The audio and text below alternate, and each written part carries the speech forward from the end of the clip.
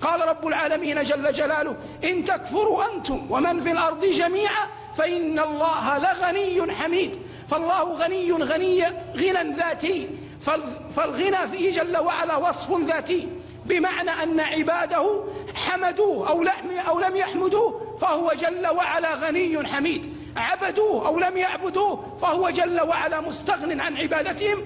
وفي الخبر الصحيح عند مسلم من حديث أبي ذر: يا عبادي كلكم ضال إلا من هديت فاستهدوني أهدكم، يا عبادي كلكم جائع إلا من أطعمته فاستطعموني أطعمكم، يا عبادي كلكم عار إلا من كسوته فاستكسوني أكسكم، يا عبادي إنكم تخطئون بالليل والنهار وأنا أغفر الذنوب جميعا فاستغفروني أغفر لكم.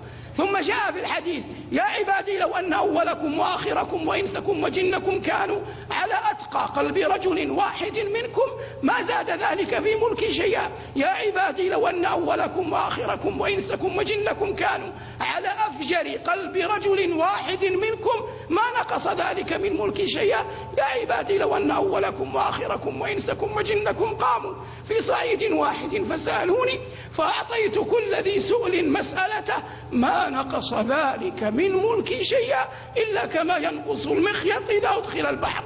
فأنت أيها المبارك عندما تغدو إلى المسجد ترفع قدما وتضع أخرى، أنت من يجني ثمرة هذا المشي، وإلا رب العرش مستغن عنك وعن طاعتك، مستغن عن كل أحد.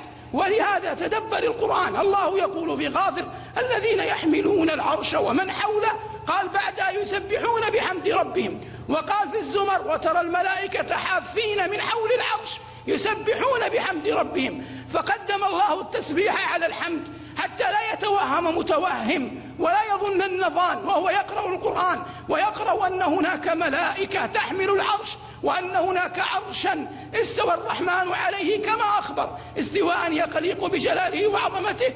لا يأتي في خلد أحد أن الله مفتقر للعرش، أو أن الله مفتقر إلى أحد من حملة العرش، أو أن الله مفتقر إلى من يطوف حول العرش. فالله مستغن عن العرش، مستغن عن حملة العرش.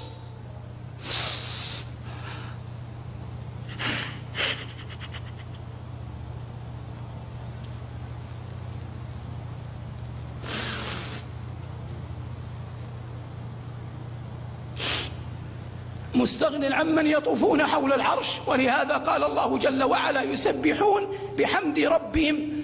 فالتسبيح بحمد الله معناه أنهم ينزهون الله جل وعلا أن يأتي في خلد أحد منهم أن الله محتاج إليه أو أن الله فقير إليه. فالله هو الغني حق الغنى، وكل خلقه شاءوا أم أبوا، رضوا أم أنفوا، كلهم على أي حال كانوا، بأي مال جمعوه أو ولد ولدوه أو ملك ملكوه، كلهم فقراء إلى الله. ولله يسجد من في السماوات والأرض طوعا وكرها وظلالهم بالغدو والآصال. فحتى الكافر الذي لا يؤمن بالله، الملحد الذي لا يؤمن أن هناك ربا سيجمع عباده، إن لم يسجد هو طوعا يسجد ظله كرها، إن لم يسجد هو طوعا يسجد ظله كرها. قال الله جل وعلا: ولله يسجد من في السماوات والأرض طوعا وكرها وظلالهم بالغدو والآصال. والمعنى أن الجميع والكل مفتقر إلى الله جل وعلا كل الفقر.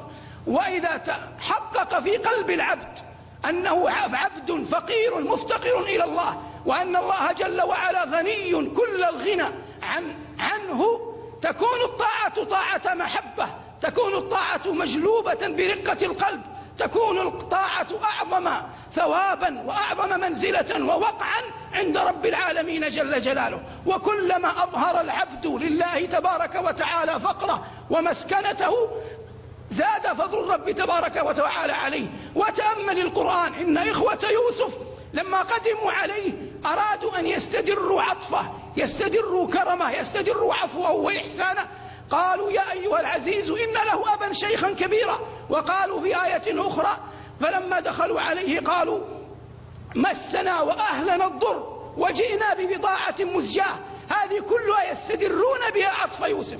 فلما قالوا له: مسنا وأهلنا الضر وجئنا ببضاعة مزجاة، رق لهم صلوات الله وسلامه عليه، لأنهم استكانوا بعض الشيء بين يديه. فكيف بالاستكانة بين يدي رب العالمين جل جلاله؟ كيف بأن يشعر الإنسان بفقره التام أمام الملك الغني الحميد تبارك وتعالى؟ لهذا قال موسى لقومه: إن تكفروا أنتم ومن في الأرض جميعا فإن الله لغني حميد.